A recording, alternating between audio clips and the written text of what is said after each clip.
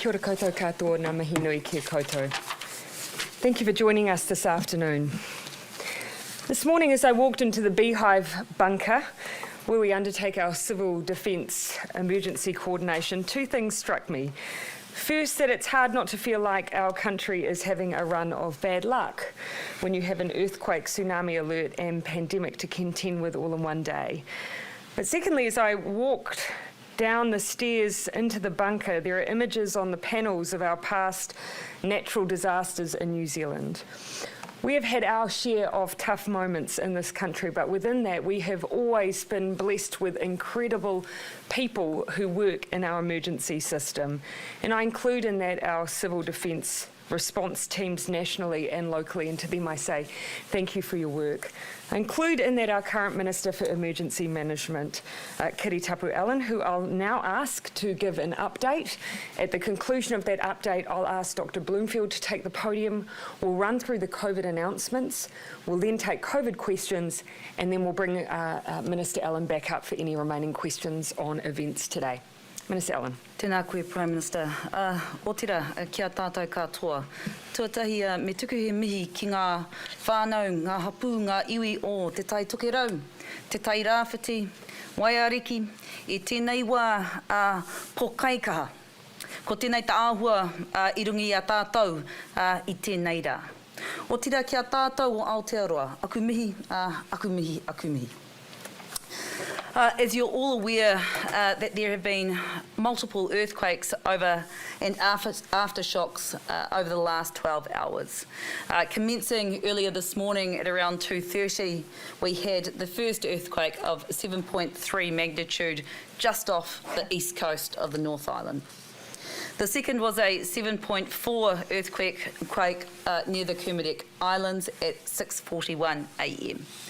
And the third was a magnitude 8.1 earthquake, again near the Kermadec Islands at 8:28 a.m. A tsunami was generated with the first waves reaching Aotearoa and the areas around Lotton Point near Hicks Bay. At the time of the earthquake events, the National Emergency Management Agency had already activated the National Coordination Centre here due to the COVID-19 resurgence. Additional resources were brought in to respond to this tsunami event in the early hours. I want to say thank you to all of those that did exactly the right thing. From those that got into their trucks at 2:35 a.m. when they felt that long earthquake, when they felt that strong earthquake, and they knew to head into the highlands. I want to thank those men and women up and down the country who give their service every time there is an incident of such gravity, that took to the streets to look after our communities. And as the Prime Minister has just acknowledged, the men and women who have been engaged in the civil defence process, we take our hats off to you all. Finally, I just want to make a note of the role that the media has played over the course of today in terms of conveying messaging to those that have been most impacted. This has been a significant event for all of Aotearoa, and the communications that have been distributed by all of you has been outstanding, and we want to acknowledge that. We will have time for some questions about the events over the course of the day after the briefing, but I do want to just finally note at 3:45 today, NEMA issued a cancellation of the tsunami warnings across the country. That means now that people can return home. I guess we say this with one note of caution. Whilst there is no longer the restrictions on being able to go down into the beach, please do exercise prudent judgment. We are asking people still to take care. So I'll leave the rest to the Prime Minister. Thank you, Minister Allen, and we'll bring Minister Allen up at the conclusion of the COVID briefing. I'll now ask Dr. Bloomfield to take the stage. This morning I spoke with President Macron of France. The purpose of the meeting was to discuss progress in the forward agenda for the Christchurch call ahead of the 2-year anniversary of the March 15 terror attacks. But as you can imagine, international calls at present inevitably turn to COVID-19. It reminded me of what those in other countries are going through. Yesterday alone, I'm advised there were 26,788 new cases reported in France and 322 deaths. I know here in New Zealand we take none of what we have for granted, not least because so many of us know people or have people that we love abroad. And while I absolutely maintain that our strategy of elimination is best for us, that does not make it easy. This week I received a letter from a mum who was distraught that she had to tell her daughter there would be no school camp. And that sits alongside stories of job loss and hardship, of small businesses, hospitality outlets and tourism operators feeling the effects of another setback. COVID has taken a toll on so many in so many ways, but it will get better. Over the next few weeks, I'll set out more of a roadmap for what the year ahead looks like for Aotearoa and how vaccines will affect our elimination strategy, particularly as we get more certainty around vaccine delivery. But until then, we have some cases to recap and important decisions on alert levels to make. A brief reminder of how we got to where we are today. On Valentine's Day, we learnt of 2 COVID cases in a family in Auckland, the origin of which at that point was unknown. Cabinet, with the advice from Health, moved Auckland into level 3 for 3 days and the rest of the country to level 2, while we worked to gather a complete picture of the infection and spread. Within 3 days, we were confident our response was the right one. We had cases in the community, but they were manageable via contact tracing and testing procedures, and we knew there wasn't widespread transmission. Because we're dealing with the uncertainty of the more transmissible UK strain, we were more cautious, treating more people as if they were close contacts. As a result, we came out of those higher alert levels after a short, sharp 3 days. 10 days later, on Saturday 27th, a new case emerged that we could not immediately link. The position Cabinet found itself in last Saturday was fairly clear-cut. There was no immediate link for the new case, and even if there had been, there were a large number of exposure events which posed a significant risk of spread. So ministers once again opted for the cautious approach that has served New Zealand so well. Since that time, 50,239 COVID tests have been carried out. Importantly, a significant proportion of those tests have been in Auckland. Thank you to everyone who got a test over the past week. It's only by doing so that we know whether we have COVID more widely in the community. Meanwhile, since Valentine's Day, in relation to the cluster of 15 cases, we have identified and managed roughly 6,000 contacts. We've genomically linked all 15 cases, which means we're confident there is just one cluster.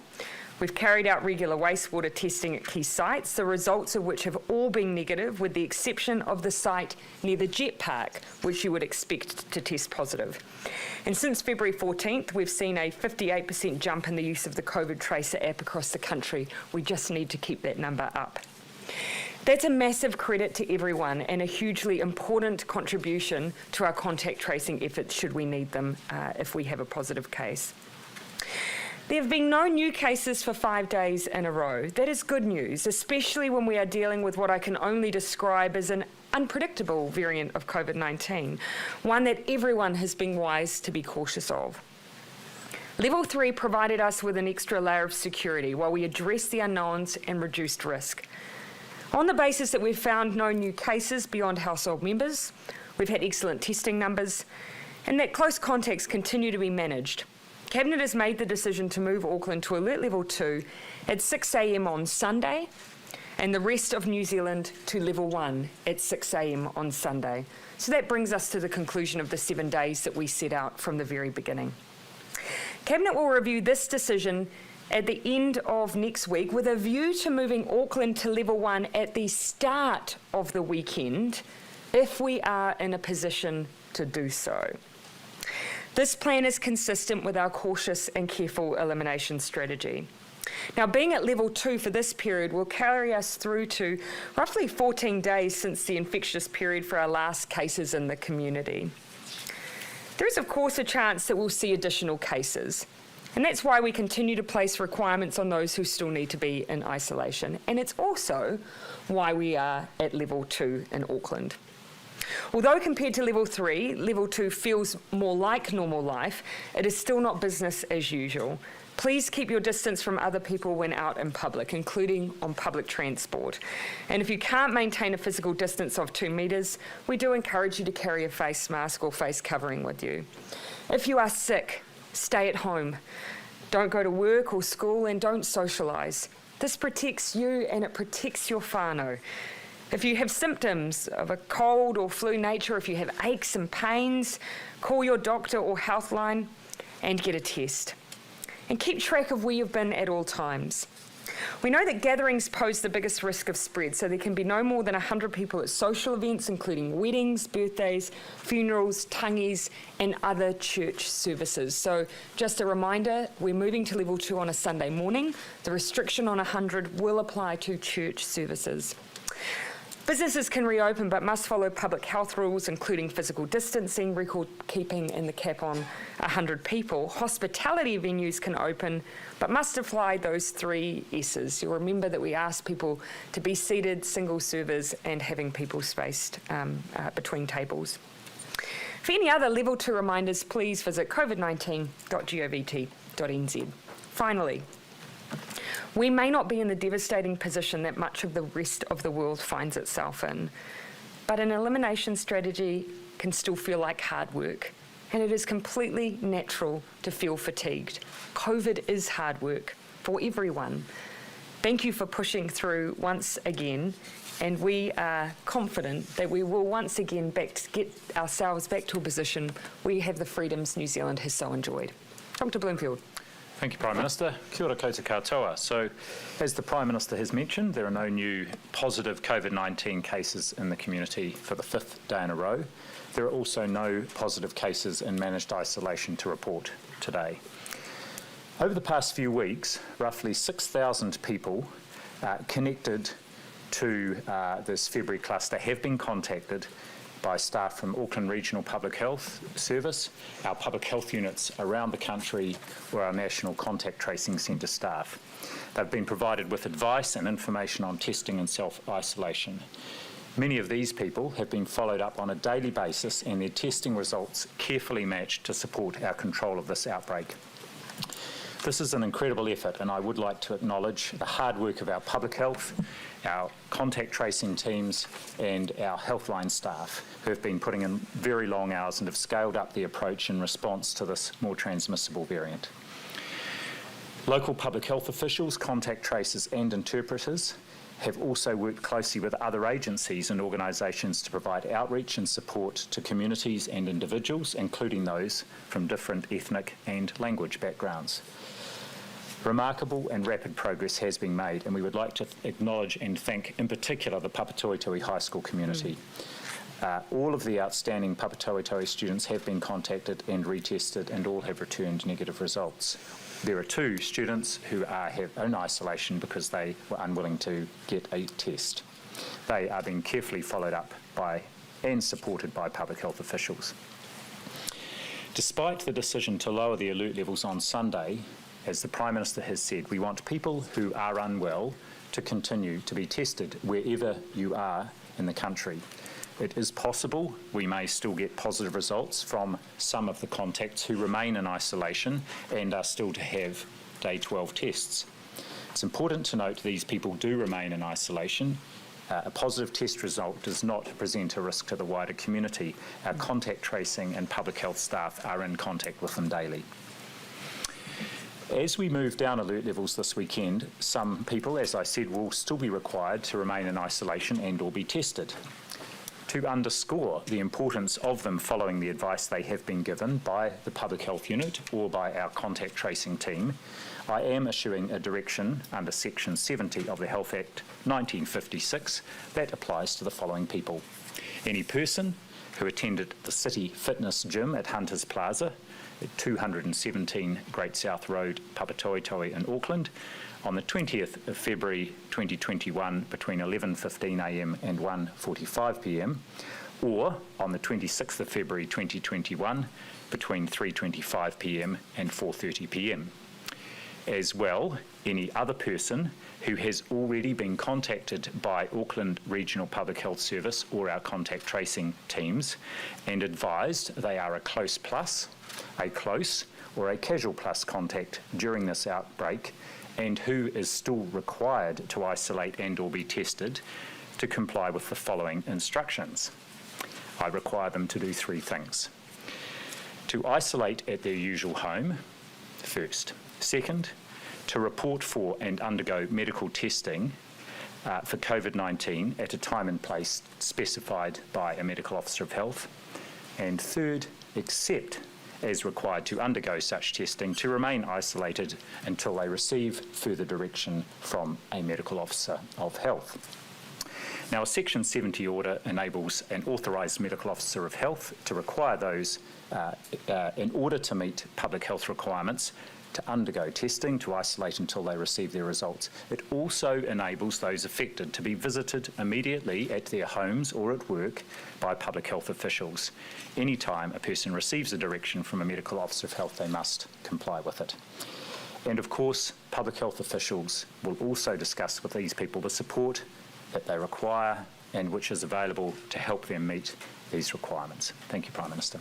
Thank you, Dr Bloomfield. Happy to take questions. Jessica. If you're comfortable with the 0 cases over 5 days and the fact that there are these extra restrictions on people moving to the gym, why not go to level 2 for Auckland at midnight tonight? Look, a good question. Well, one of the things, of course, that we have kept in mind all the way through is that we still actually have the remainder of a transmission cycle. And so our judgment has been that actually that full 7 days, that gives the chance of the majority of any positive infections to be manifest. The second half, you're always less likely to see them in that latter part, but we still want some level of restriction and caution in place if we are in a position where we identify cases in that period. So there's always a judgment there. In our view, sticking with that full 7 days was the wise approach to take. We were still waiting with those 74 tests back. How many of those have come back and are included in those 0? Dr Bloomfield. So the vast majority, there are still around 10 people who we don't have results back yet from the original gym visit on the 20th of February and the following one on the 26th of February. 8 of those people have either had tests or are in the process of being tested today. They have all been in regular daily contact and have been isolating. There are just 2 people who our finding services have been unable to find through remote contact. The police and customs don't have other contact details for them. So the teams are on the ground just looking for those 2 people. I think on those last 2, Dr Bloomfield reminded Cabinet this afternoon that those 2 are from the visit on the 20th of February rather than the later visit.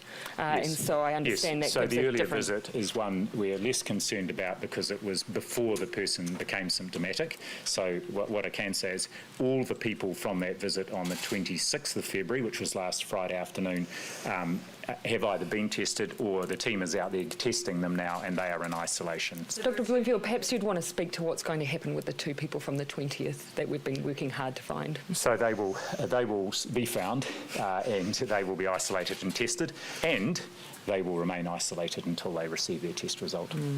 Jenna. This time with the Section 70 Health Act, was that because the communications worked through last time and they are crystal clear this time? Well, actually, the one thing I would add is that in the stand-up last time, there were references to different people being treated differently through alert levels. But I'll let Dr Bloomfield. So, yes, it does make it very crystal clear to everybody, including everyone listening, that there is a formal legal requirement for people to do as requested. What I should say is that it's also just as we move down from alert level 3 to 2, where people are staying at home anyway under alert level 3, it's just to make sure there is a specific legal requirement for those people who are still required to be at home to remain Let's be fair, of course, we never make an assumption that everyone affected by Section 70 is tuning in immediately for every press conference. So this is one thing we can do. That doesn't take away from the obligation for us to try and get that communication out in as many ways as possible. I'll just, Emily. See more Section 70 orders if there are further outbreaks earlier on I'll have Dr. Bloomfield. It's not this idea that we can only require someone to do something if there's a Section 70 isn't quite right. So I'll have Dr. Bloomfield explain his powers. Yes, and I was discussing this with the Solicitor General earlier today. Thank you.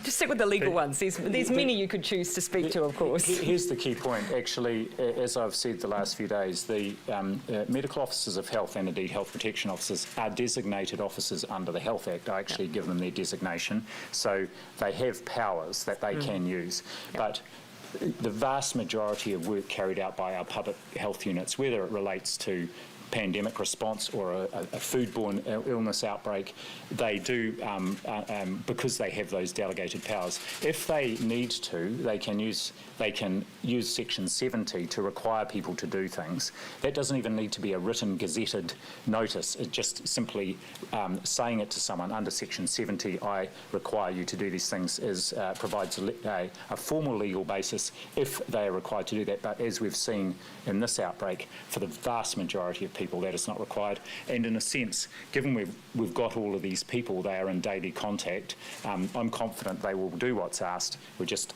making that clear without any there's no doubt that is an expectation and requirement on them. But is it communication strategy likely to employ this more often? It's not so much a part of the communication strategy, because indeed even the requirements that went out to the school community through each of the letters that went out, because they had been asked to do that by a medical officer of health, that was in a sense a legal requirement that was on and that underpinned the expectation on the school community. And as we saw, the vast majority of people wouldn't have known, even if there was a Section 70 notice in place. They were asked to do it to help control the pandemic. I think if we just take a step back, the general provisions we've worked through and operated by here in New Zealand over the past year are by and large very well understood.